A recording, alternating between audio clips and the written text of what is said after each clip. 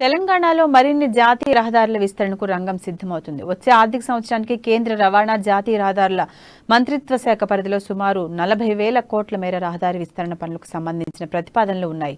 కేంద్రం చేపడుతున్న భారత్ మాల 2 పథకం కింద 25,000 కోట్లు, ప్రధానమంత్రి గతిశక్తి పథకం కింద మరో 15,000 కోట్ల విలువ చేసే పనులు ఇందులో ఉన్నట్టు తెలుస్తోంది. మొత్తం 1,575 కిలోమీటర్ల మేర రహదారుల విస్తరణకు సంబంధించి తెలంగాణ నుంచి వెళ్లిన ప్రతిపాదనలు కేంద్ర ప్రభుత్వ పరిశీలన తుది జాబితాలో చేరినట్లు సమాచారం. ఇందులో 1,000 కిలోమీటర్ల మేర పనులకు మంజూరు చేసే అవకాశం ఉన్నట్లు అధికారులు అంచనా వేస్తున్నారు.